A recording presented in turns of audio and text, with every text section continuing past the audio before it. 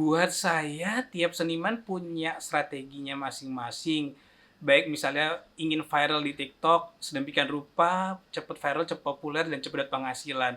Mungkin strategi dari Aceh Music tidak seperti itu ya. Kami ingin konsisten, berkomitmen menghasilkan karya-karya yang terbaik, produksi yang terbaik seperti itu. Nah, bagaimana caranya agar lagu-lagu yang kami garap terbaik itu bisa dikenal oleh masyarakat? Tentunya kami bisa promosi sendiri di media sosial dan lain-lain, tapi dengan cara kami sendiri gitu ya. Jadi mungkin tidak yang cepat viral seperti di TikTok, tapi insya Allah yang saya ingin tanamkan kepada talent-talent saya gitu, tidak cepat viralnya, tapi mutunya itu tetap terjaga. Karena saya percaya naiknya seseorang, lagu seseorang, karya seseorang itu berbeda-beda momentumnya. Dan hak cipta atau karya itu akan panjang.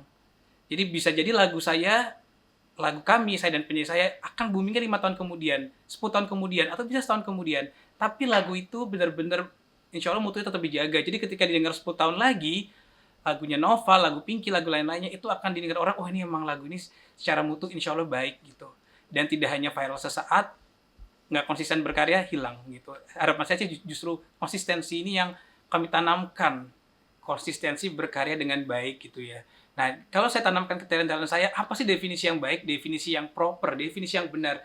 Saya rasa mereka sudah mengenal saya, mereka udah paham tuh batasan-batasannya koridor seperti apa gitu. Saya tidak mau mungkin mereka misalnya mengcover yang lagunya tidak sesuai dengan mereka. Misalnya kalau saya penyanyi anak-anak ya, kalau talent saya nggak boleh lagunya temanya nggak sesuai dengan usia mereka. Itu contohnya seperti itu. Atau mungkin ada beberapa lagu yang sebenarnya uh, secara konten itu lagi viral tapi tidak tepat secara pemilihan diksi kata-kata yang diambil oleh penyanyi saya dan meruntuhkan image dari penyanyi saya tersebut gitu. Misalnya seperti itu. Tapi sebenarnya tanpa saya atur sedemikian rupa, saya rasa masing-masing dari talent saya itu memiliki uh, kesepemahaman dengan saya terkait apa yang baik dan apa yang benar tersebut gitu. Ada koridor-koridor, batasan-batasannya itu mereka udah tahu kayaknya secara nggak langsung ya. Karena mereka udah cukup kenal saya gitu. Tujuannya kan memudahkan. Kita harus tetap melek teknologi. Teknologi diciptakan untuk membantu manusia. Tapi baik lagi ada koridornya, ada batasannya. Terkait menciptakan lagu, saya tidak setuju dengan AI itu. Dan sebenarnya orang-orang itu lama-lama udah semakin paham dan masih menghargai eksistensi dari komposer nyata, komposer manusia. Contohnya, ketika kemarin saya kontes cipta lagu dari 300-an peserta, saya menang juara 1 yang lagu Kerukunan Indonesia.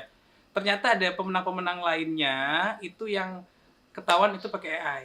Caranya gimana? Jurinya karena musisi-musisi itu mereka bisa tahu gitu kan. Dan akhirnya didiskualifikasi seperti itu. Jadi pada akhirnya saya yakin penghargaan, apresiasi manusia terhadap manusia lainnya tetap akan lebih tinggi dibandingkan teknologi berupa AI. Oke, secara undang-undang ini hal yang menarik karena masih dikaji. Sebenarnya secara undang-undang apakah pelanggaran atau enggak, hak ciptanya itu di AI atau di manusia. Karena AI, teknologi itu perangkat itu bukan sebagai subjek hukum gitu. Kalau kita bicara tentang hukum gitu.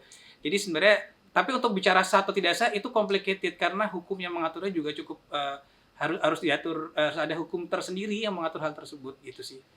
Dan ini masih dalam pembahasan yang cukup seru nantinya dan bahkan mungkin nanti ketika bicara ada anggota legislatif yang baru, mungkin ada aturan baru yang akan mereka kaji dan akhirnya mereka create sebagai produk peraturan hukum yang baru.